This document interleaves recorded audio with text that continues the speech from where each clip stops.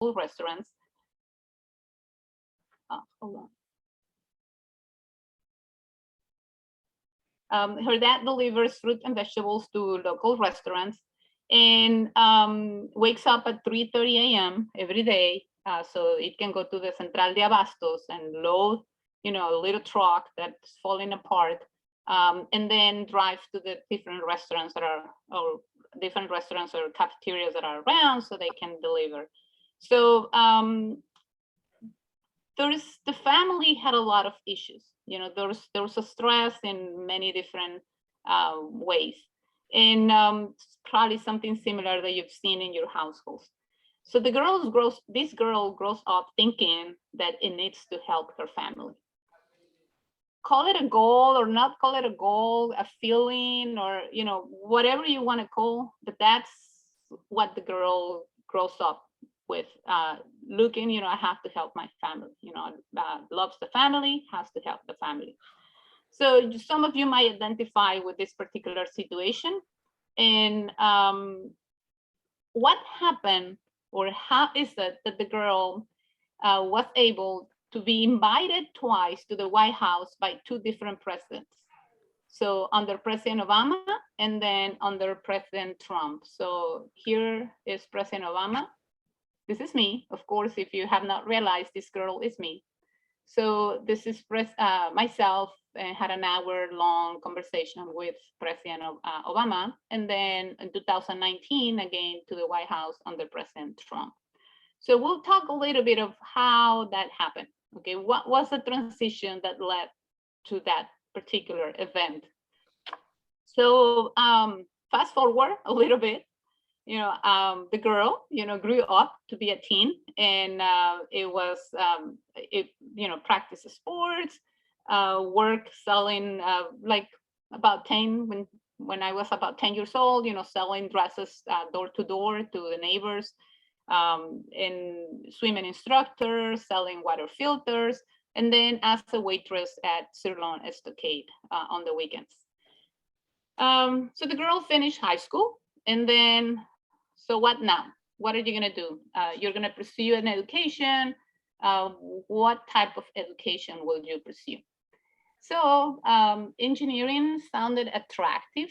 There's still many needs at home. There's an urgency to start working. There's an urgency to get out and make it happen. So how can that be achieved? In engineering, as I said, look challenging, prestigious. There was an opportunity to make more, good money. There was a potential to make an impact. Why not? Let's try engineering. But then there was one problem. So engineering is, or mechanical engineering is for boys, right? Or was for boys.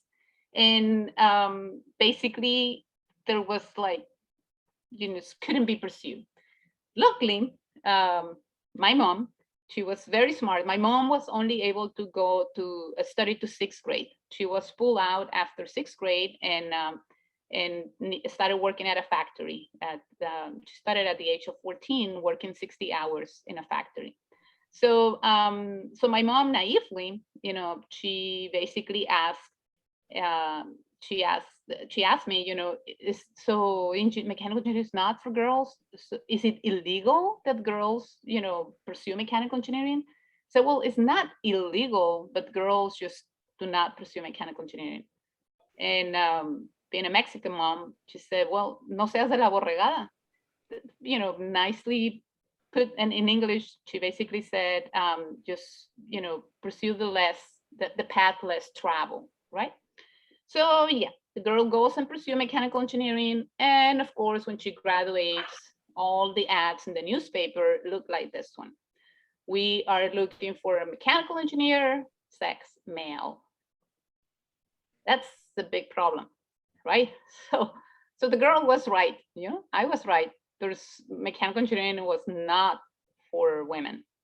Okay, it was for male, and that's it.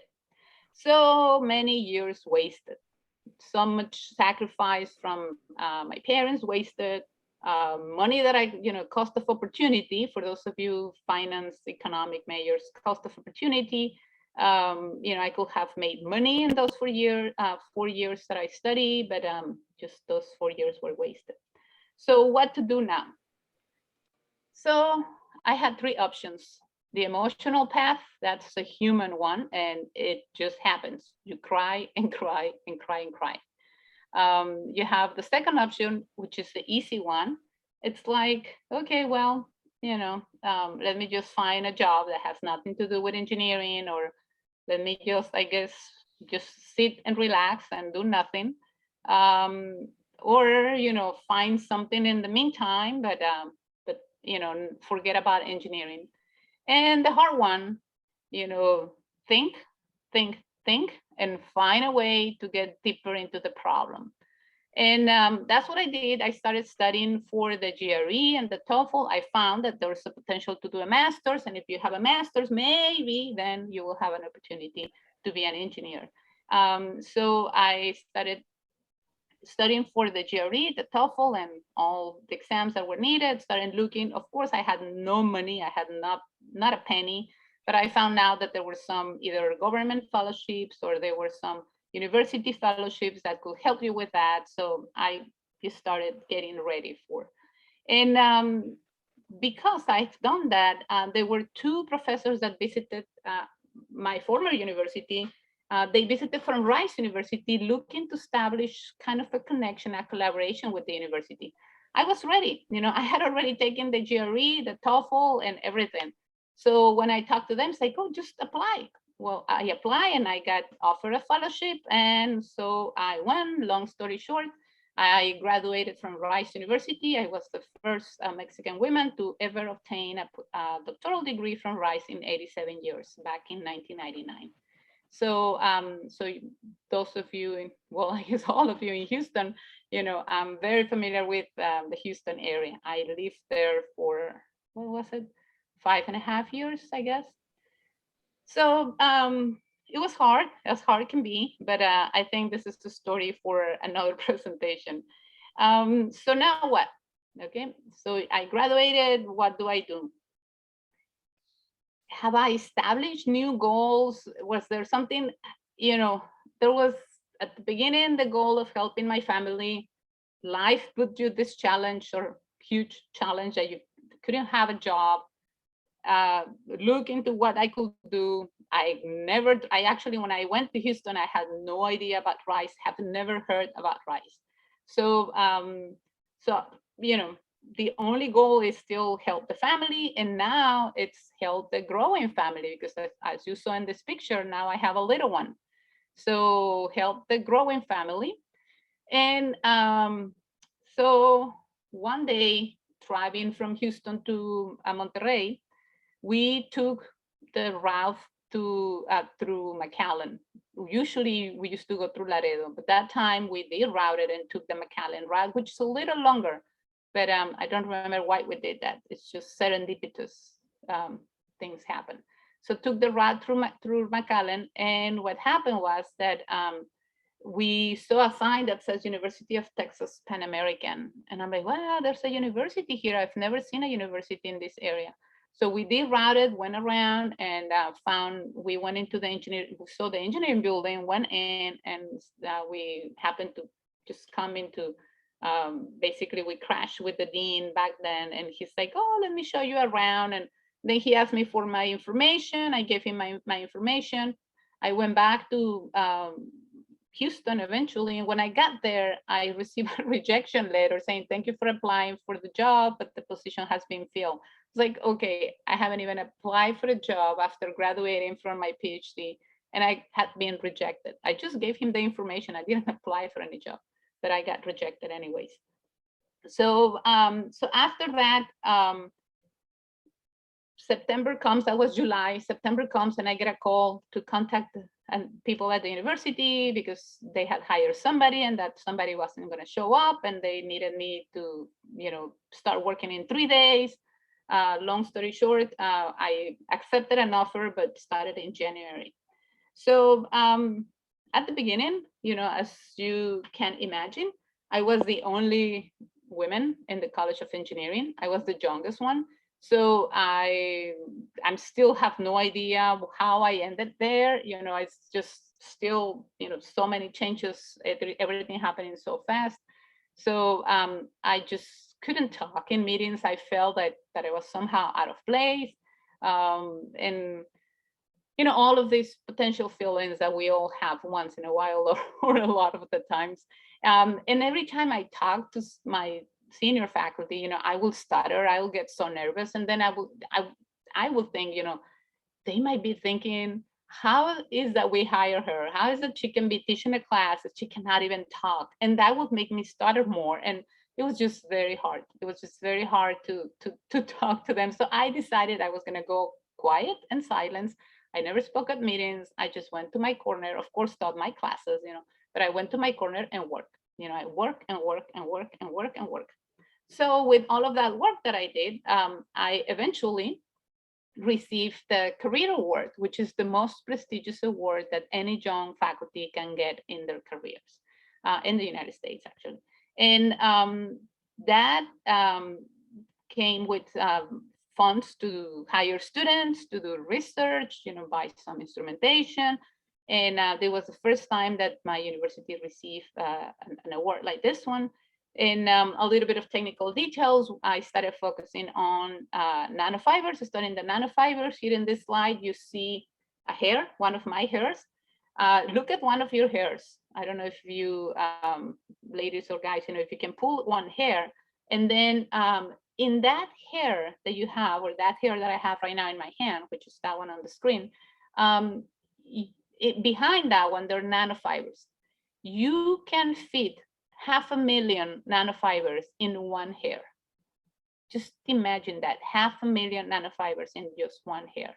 So there's a lot that you can do with nanofibers. You know, they can be used for like artificial skins. They can be used for very paper thin batteries. They can be used for filtration. They can be used for a lot of cool sensors. There's a lot that can be done with nanofibers.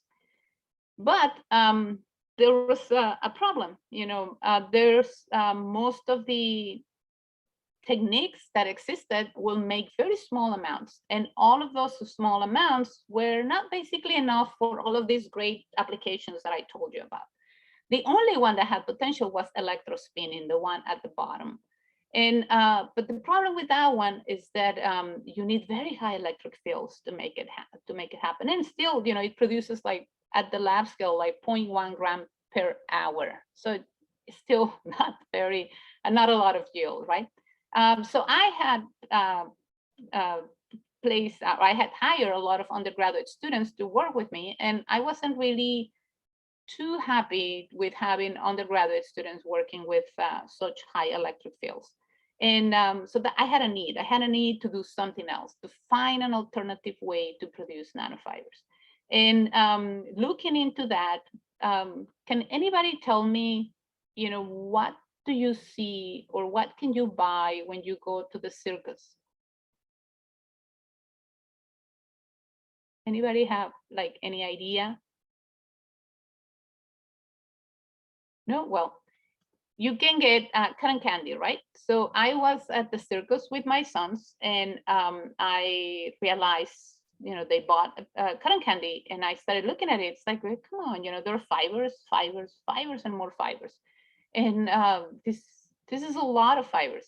And so I realized that even though these were not nanofibers, there were microfibers, we could get them into the nanofiber with some engineering, right? So long story short, I went into, I went to my, my students, and we started working on it. And I guess long story short, we co-founded a company. The company was called Fiber Rio. I became the CTO, or I was the founder CTO of the company. We received very prestigious awards, such as the R&D 100, which is the top 100 technologies in the world. The World Best Technology Showcase, we got the Silver Award, and we received the technology that will change the way we produce by the Society of Manufacturing Engineers. We were given the award at their annual meeting in let me see, I forgot where it was. So anyways, so basically, you know, we can make nanofibers. This is the cotton candy machine. We can make nanofibers that can, they can basically become artificial skin and a lot of the different, they're antibacterial, they are, they can grow cells. There's a lot of things that you can do with nanofibers. And that's the topic of another session, or you can ask questions at the end if you're more interested. I will be more than happy to talk about nanofibers.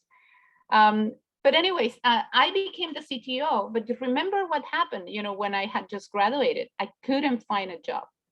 So I couldn't find a job, but I made my own job, right? So since I couldn't find a job, I became the CTO of the company that I co-founded, and I hire people. So, was I dreaming, or did I have, when I was a college student, I'm going to have a company and I'm going to do this, and I have no idea. My only goal or my only desire was to help my family. And with that, I was always doing my best. That's all. At least in my case, I really didn't have like a particular path that I was going to follow. And if I fall out of that path, everything collapses. Nope. I actually had no options, and I was always doing my best and being ready for whatever life would throw at me. Right. So, so was everything perfect? Was everything going out the way, I wanted? Potentially, you can say that things were going good at the professional level. You can say things, were being, I was achieving things that I was, I guess, looking for. Yep, potentially, yes. But as I said, life throws curveballs at you, left and right, positive and negative, right? So this was before I founded the company. Actually, right after I graduated from Rice, I started having headaches and stuff like that. Well, yes, they found that I had multiple sclerosis. They basically went, all of these, I guess, white dots here, you should not have them. Your brain should look like this area here all around, but all of these white dots, they're brain lesions, okay? And basically multiple sclerosis can be, I have tons of them. Luckily, I can still walk well and I can talk well.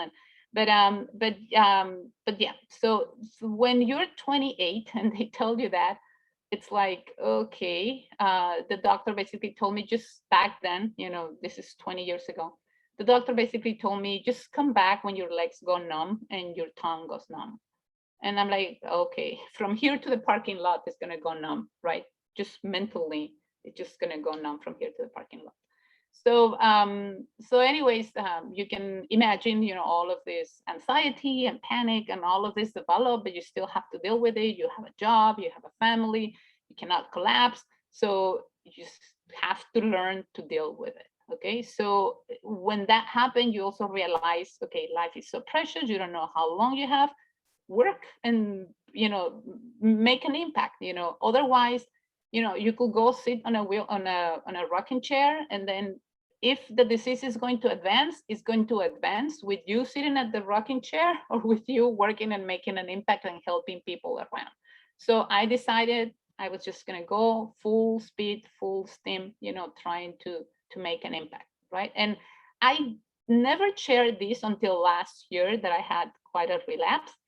Nobody knew. So for like 20 years, well, actually this year, for 20 years, nobody knew I was fighting something, right? So anyways, so motivation, you have to keep on going, you have to deal with it. So, but how do you do it? How, so you have to find, as I said, the motivation, right? And in my case, the motivation are my students. So we have so many students that, could, you could not make life easier for them, but could give them a platform and could show them that life will throw balls at you, curve balls at you. You have to deal with it and you can still come out successful. So you can still carve a path for success, your own path for success, as I told you. So, So basically, the key ingredients that I always share with my students, and I told you it was going to be an easy one, easy to follow ingredients. So the key ingredients are hard work, personal responsibility, and innovation. Those are at the core of everything that I do. Okay. So why? Well, magically, if you follow these three, magically, your dreams will come true. Everything will work out. No matter what, everything will work out. And of course, pray, okay? But everything will work out. So did you watch the movie? I forgot. The guy, the guy that makes this circus. Ah, it's just an, okay. Well, in that movie, it says, you're dreaming with your eyes wide open, and that's somehow what I think my life is like. Every day I just pinch myself and it's like, is this true? You know, is it like I'm just dreaming, but I'm with my eyes wide open, because meaning I'm moving forward. Because there's so many things that I see people plan, do, you know, and I really never, like, I was just taking it short, but do well, and things happen. Following these three: hard work, personal responsibility, and innovation. So hard work, just do it. You have to deal with it, okay? No complaints, you have to deal with it. So if you try to the limit of your capabilities, you will never fail, okay? You will never fail. But how would you know, what's your limit if you don't try? So you just have to try. You just have, I cannot emphasize how important it is. So every day you have to be able to measure productivity. Forget about, you spend hours on the cell phone, hours wasted time. Well, you might be working on the cell phone, that's fine. But there's a lot of wasted time that goes in there. You have to be able to measure productivity, being you finish a homework, being you learn something else, then you have to be able to measure productivity on a daily basis. Keep your agenda and scratch something out of your agenda on a daily basis. Create a positive circle. Don't complain. These days, people complain too much, and you waste too much time complaining. Just imagine if I will have complained every time something happened. When I got rejected as an engineer, the many times I was told that I couldn't do it, the many times that I was mocked, for, yeah, you're only going to marry, have kids, why are you here? The many times that I was not given credit for stuff that I did, stuff that I, basically designed, invented, and then somebody else just take the credit for. Imagine when I was, people that then, you work so hard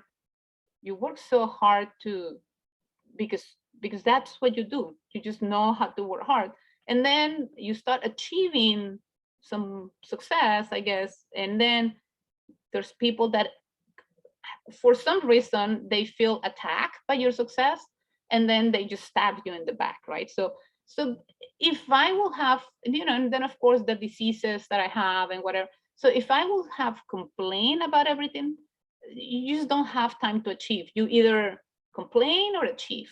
Okay, so don't complain. Just take what comes and deal with it. So set new challenges every day. Set challenges, score daily goals, generate forward problems. Having a problem is okay, but generate those. And if you don't have them, generate those. And do your homework. Do your homework, and then that way you're always prepared. Once you graduate, people think that you only do homework when you're in school, and then when you graduate, you're not going to do homework anymore. You do homework every day of your life, right? Because that means you're always prepared. So if you have a meeting tomorrow with the boss, you're already working, and you have a meeting, and you just go stop by coffee, and then just, the day before, you do nothing. In the morning, you get your coffee and go and sit at the meeting to see what they're going to come up with. Or the night before, you kind of look, okay, what is this meeting for? Maybe is this for that? Okay, yeah, you prepare, do some notes, try. Then you show up to the meeting, you can ask questions, you can participate, okay, people's going to note who's preparing, who's not. right? Who's just there to create problems and who's there to solve problems and move forward, okay?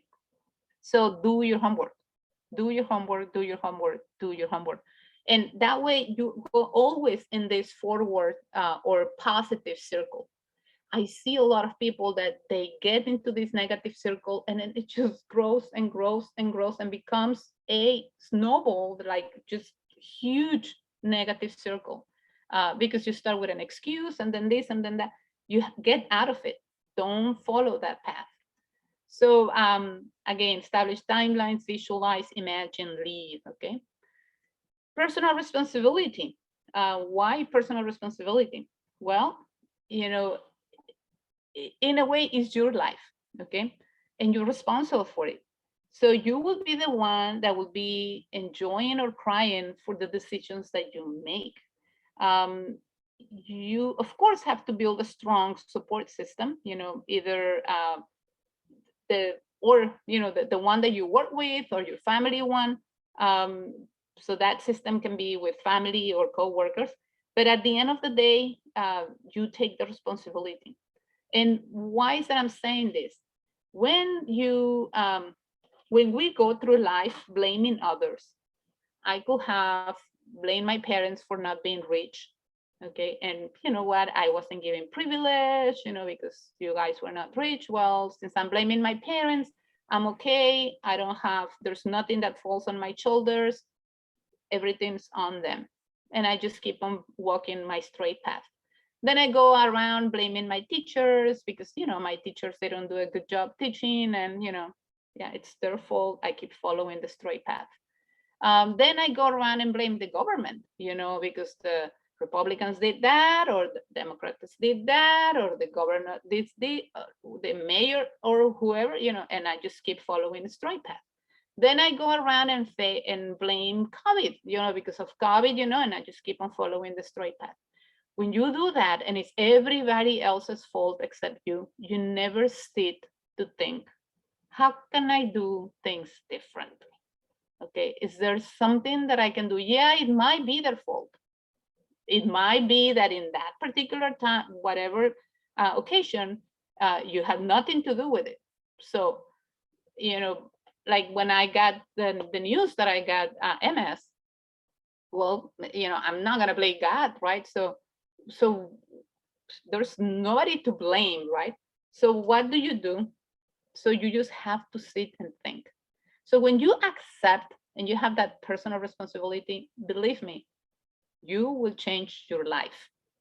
You change your life because you sit and think. And when you sit and think, you start pivoting, okay? Pivot when you play basketball, you ground with yourself with one leg and you move the other one. That's what you need to do in life. In life, you pivot and pivot and pivot so you can keep on moving forward, okay? And enjoy failure.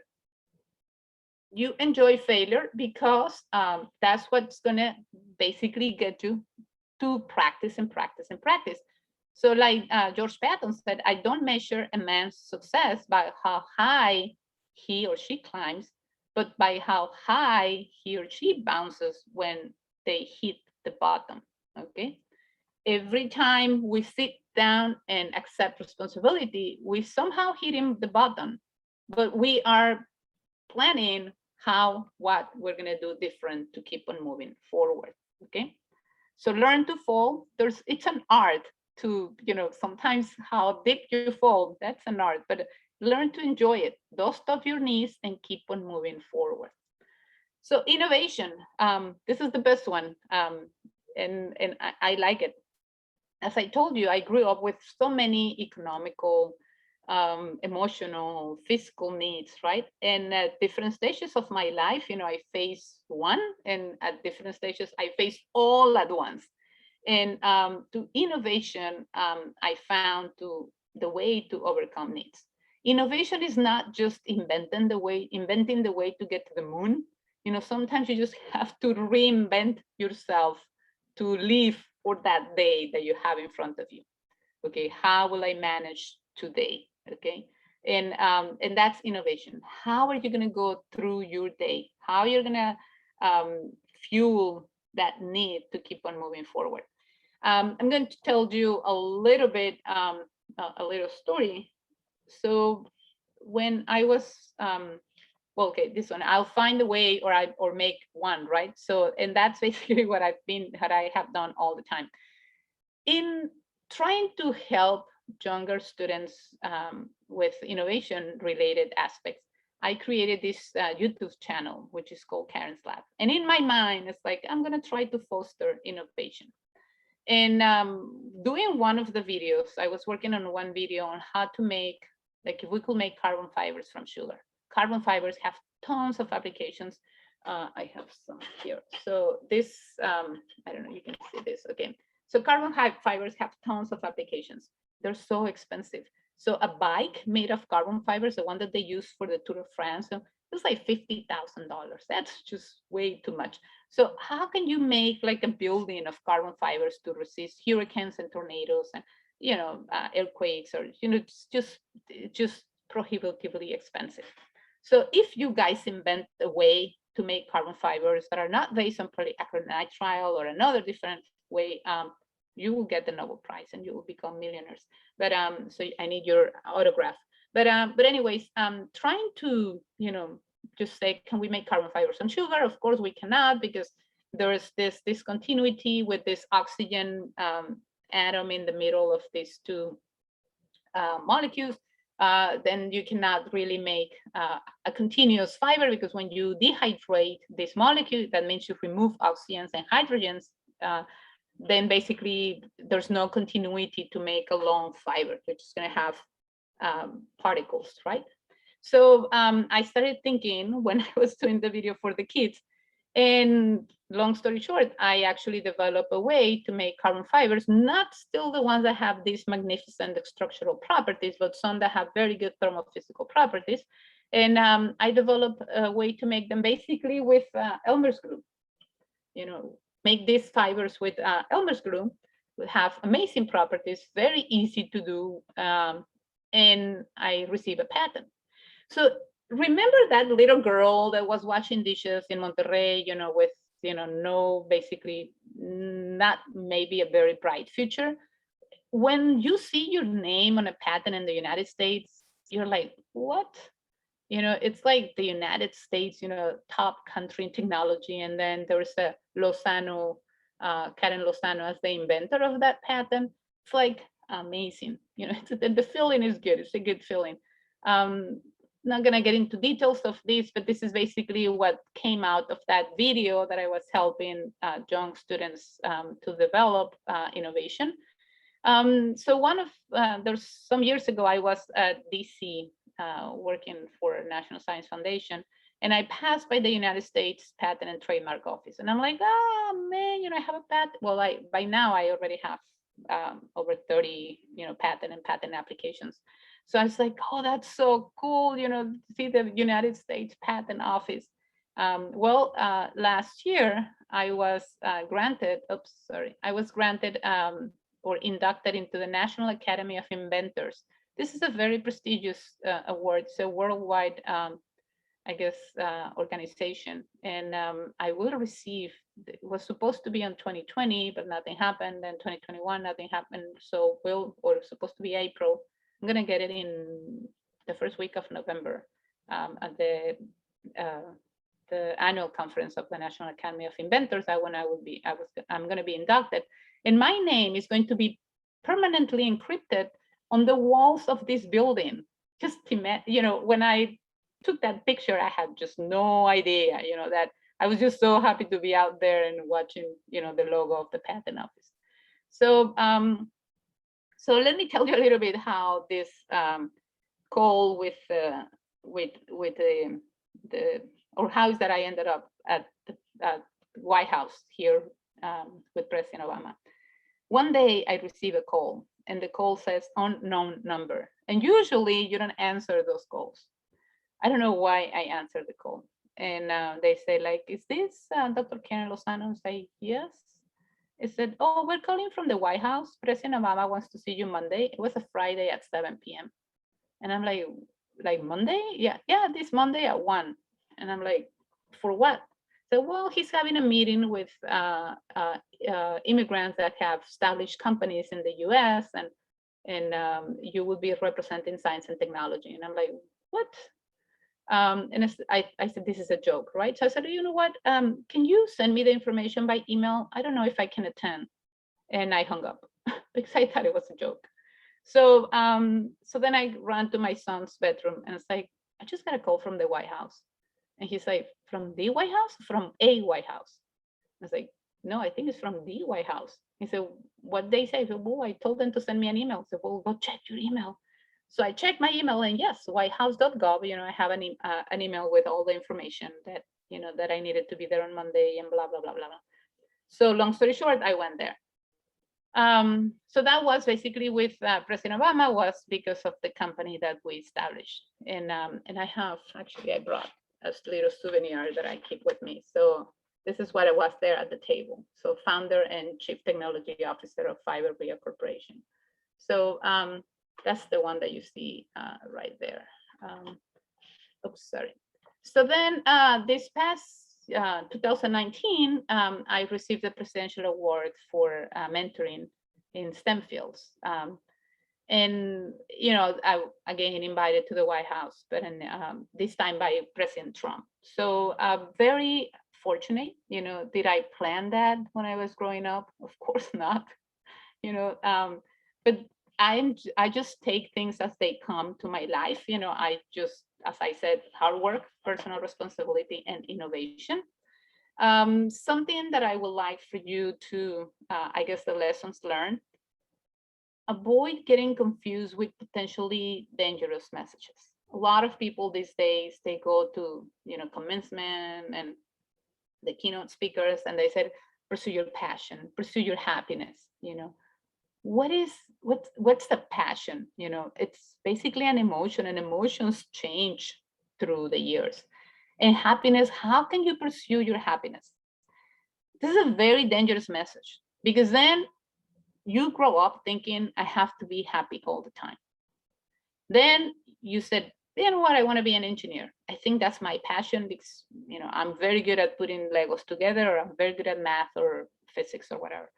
And then, or because they pay too good and I'm going to do it. Then you start taking a difficult class, which all of them are difficult. So you start taking a difficult class. Then you're not happy. You're not sleeping well. The class is hard. Then you don't understand. Then it gets harder. You fail an exam. It's just negative, negative, negative, because in your mind, you have to be happy. So since you have to be happy, everything's negative. So then what happens is you quit. You quit because you're not happy. And then when you quit because you're not happy, then you're going to be less happier. Because now happiness as success, it comes from the satisfaction of achieving. So you're not going to achieve. You're not going to graduate with that degree because you're not happy. So you are going to be less happy. So if you go in through life thinking, I'm going to cry, yes, sometimes. I'm going to sweat, yes, a lot. I'm going to have to sacrifice parties and vivir la vida loca, and yes. I'm going to get out of the YOLO, like you only live once, and yes.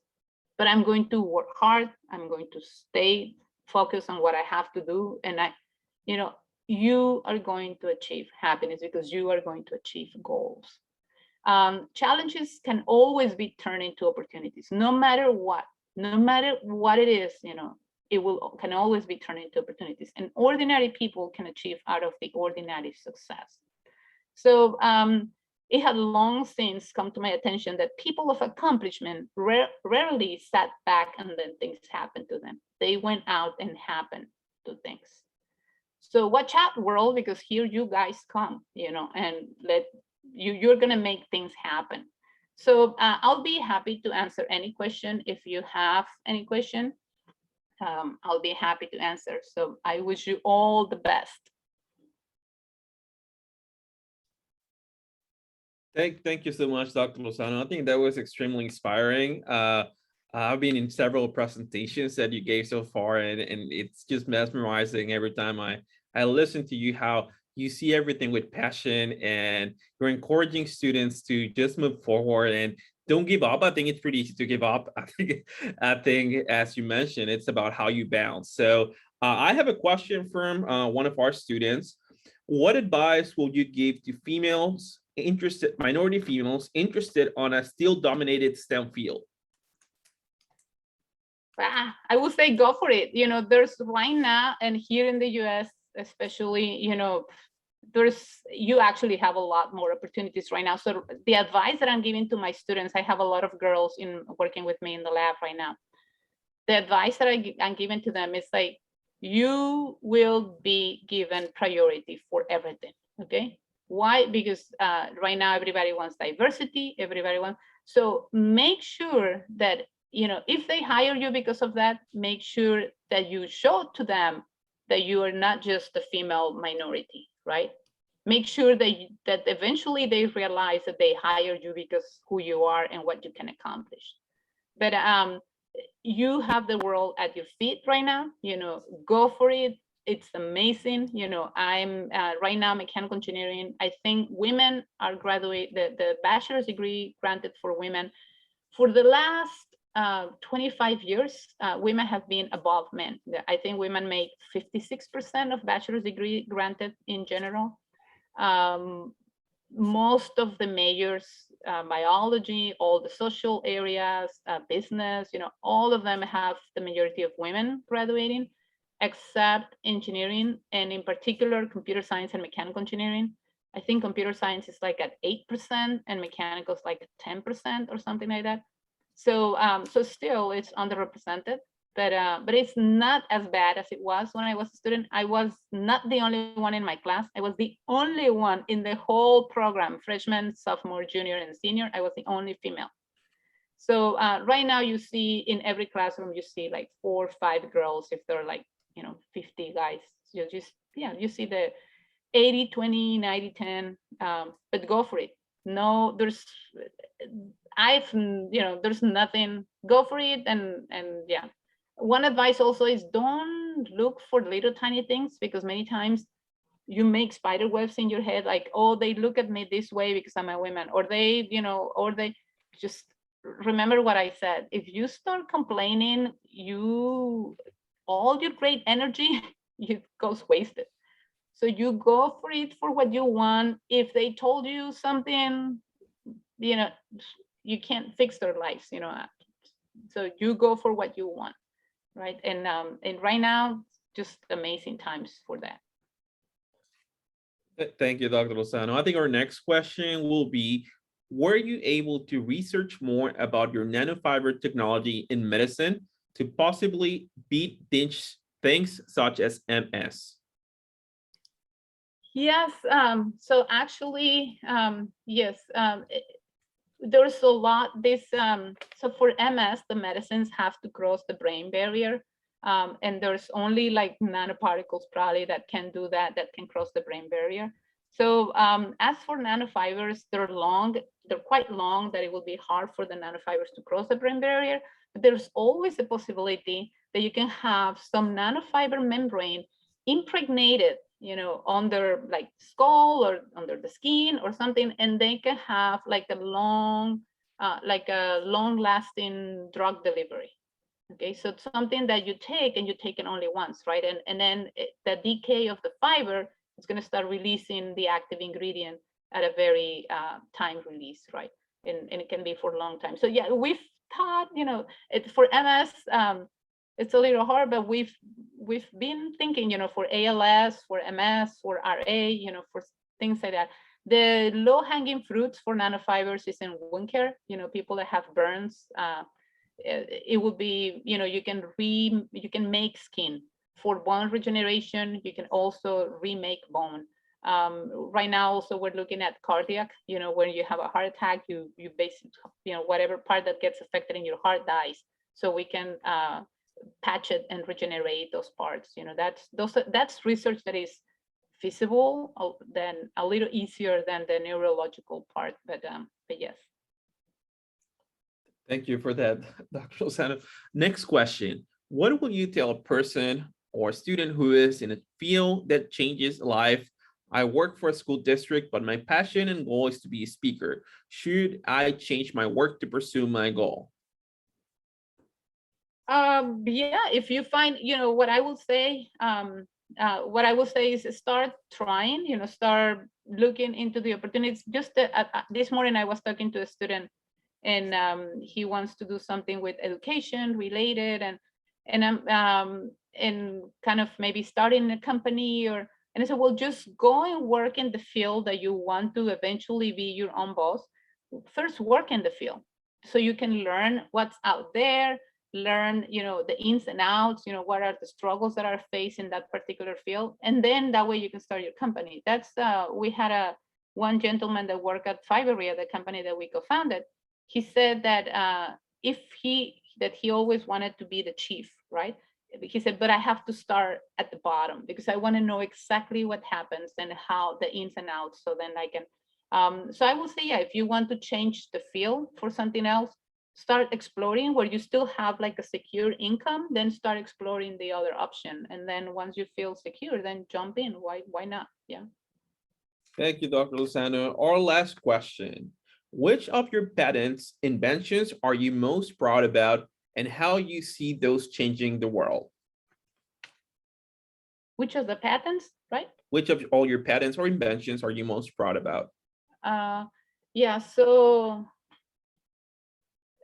I think, the making of the fibers, that's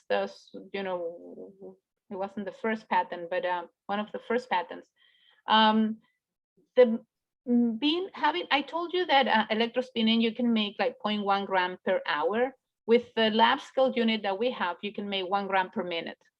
With the industrial system that I show you on the screen, you can make hundreds of meters per minute. So these fibers do help with wound care. They people that have diabetes, for example, if they don't heal, they have to cut their limbs, right? So if you're able to basically heal people, that would be amazing. People that go through burns, just put in the gauze and take it out and put it and taking it out. It's just very painful. They spend long times in hospital. If you can put the gauze, and then the gauze will disappear whenever it will be absorbed by your body, or it can be washed away, or and you can speed the time that they for them to heal, less pain, less use of narcotics, less addiction to narcotics at the end. That I'm just looking forward. And this summer I had meetings with so many companies from all over the world that they want to license one of the patents for wound care. So that's one of the ones that I'm really looking forward to help people in that arena. And basically, as an engineer, probably the person that will get their life safe or will suffer less, or they will probably be thanking the doctor. They'll say, oh, thank you, doctor, thank you. They will never realize, who made the nanofibers, right? Because engineers, we're always behind the scenes. Nobody has a clue of what we do, but we're everywhere, right? But the people that's out there, it's the people that you usually see and thank for. But yeah, I think that the making of fibers for wound care, that's one of the babies that I want to see it being used. Thank you so much, Dr. Lozano. Thank you for the presentation. We really enjoy having you today with our students and sharing some pieces of your experience as a faculty member, as an inventor, as a human being, and how you have been able to develop yourself and grow from that little girl that you showed us at the beginning to the woman you are today. That's more than impressive. And if you want to share some of your social media with our students so they can follow you. Yeah, certainly. So you can do, Facebook is called Karen's Lab. Twitter is called Karen's Lab, and Instagram, I think it's either Karen Lozano or Karen's Lab. I was just telling you that my sons are the ones that keep me up to date, and they're the ones that makes the social media to me. But I'm the one that posts, but they put me on there. And the YouTube channel is Karen's Lab. So you can contact me anytime. I can help you, if you want advice, anything, just reach out through any of the social media. So I have Twitter, Facebook, Instagram, and what? Twitter and YouTube. Yeah. Oh, and Okay, LinkedIn. again, LinkedIn is also LinkedIn. Karen Lozano. Yeah. LinkedIn, yes. Thank you, Dr. Lozano. Again, thanks to our students for joining as well. We appreciate that you take your time to spend this afternoon with everyone here. And remember, you're going to get some Eagle points. So we're going to add those points to your account. So please keep tuned. We're going to have more programming coming for Hispanic Heritage Month. Again, one more time, thank you, Dr. Lozano. Thank you for our students. Have a great evening. Bye. Thank you.